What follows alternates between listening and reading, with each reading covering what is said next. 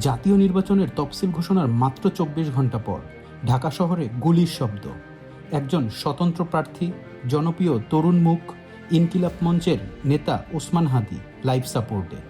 এটা কি শুধু একটি হামলা, নাকি ১২ই ফেব্রুয়ারি নির্বাচনের আগে শুরু হয়ে গেছে ভয়, বিশৃঙ্খলা আর রাজনীতির অদৃশ্য যুদ্ধ?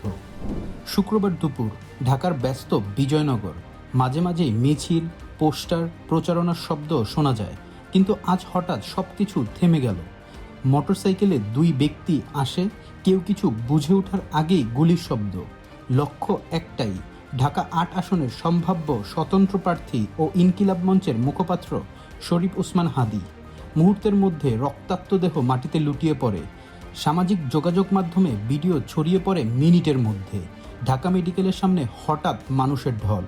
কেউ বলছে এই নির্বাচন আর শান্তিতে হবে না, কেউ বলছে এটা পরিকল্পিত, আবার কেউ বলছে এটা কেবল শুরু। ওসমান হাদি শুধু একজন প্রার্থী ছিলেন না, জুলাই গণ অভ্যুত্থানের পর উদ্ভূত তরুণ রাজনীতির উজ্জ্বল মুখ। ইনকিলাব মঞ্চের মুখপাত্র হিসেবে তিনি সরকারের বিরুদ্ধে, জুলুমের বিরুদ্ধে এবং পুরনো রাজনৈতিক খেলার বিরুদ্ধে জোরালো ভাষায় কথা বলেছেন। ঢাকা ৮ আসনে তার জনপ্রিয়তা হঠাৎ করে খুব দ্রুত বেড়ে গিয়েছিল। তার বক্তৃতা, সোশ্যাল মিডিয়ায় উপস্থিতি এবং স্বতন্ত্র তরুণ শক্তি ইমেজ অনেককেই অস্বস্তিতে ফেলে দিয়েছিল।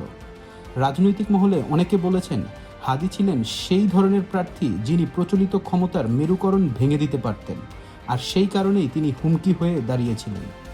ঢাকা মেট্রোপলিটন পুলিশের ইনফরমেশন অনুযায়ী দুপুর ১২:২৫ বক্স কালভার্ট এলাকায় মোটরসাইকেলে দুই ব্যক্তি থামে। মুখ ঢেকে রাখা, আচরণ সন্দেহজনক। ১ সেকেন্ডের মধ্যেই প্রথম গুলি ছোড়া হয়, তারপর আরও গুলি, সরাসরি হাদিকে লক্ষ্য করে। পুরো ঘটনা ৮ থেকে ১০ সেকেন্ডের বেশি স্থায়ী হয়নি। ক্যামেরায় ধরা পড়ে শুধু আতঙ্কে দৌড়ানো মানুষ আর ধোঁয়া। এই একটি গুলি দেশের ৩ প্রধান রাজনৈতিক শক্তিকে ৩ রকম প্রতিক্রিয়া দিতে বাধ্য করেছে। মির্জা ফখরুল সাফ জানিয়ে দেন, এটা শুধু হামলা নয়, অশনি সংকেত। এই নির্বাচনকে বানচাল করার শক্তি এই হামলা চালিয়েছে।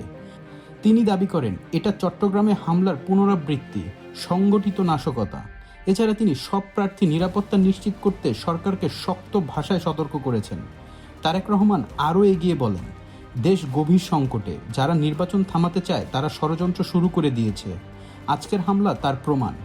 রাজনৈতিক বার্তা স্পষ্ট, প্রতি হামলা এখন বিএনপির কাছে তাদের ভোট বেসকে ঐক্যবদ্ধ করার সুযোগ। জামায়াতের ভাষায় এটা জাতীয় নিরাপত্তার উপর আঘাত। বাংলাদেশের ফেসবুক, টুইটার, টিকটক সব জায়গায় একটাই আলোচনা, ১২ই ফেব্রুয়ারি নির্বাচন কি নিরাপদ? স্বতন্ত্র প্রার্থী থাকলে কেন ভয়? এটা কি দলে দলে ক্ষমতার হুমকি?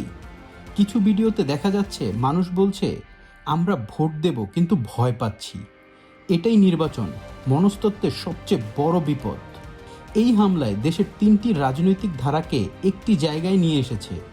১, সবাই বলছে এটা ষড়যন্ত্র। ২, সবাই বলছে নির্বাচন ঝুঁকিতে। ৩, সবাই চাইছে নিজেদের জনভিত্তি আরও শক্ত করা।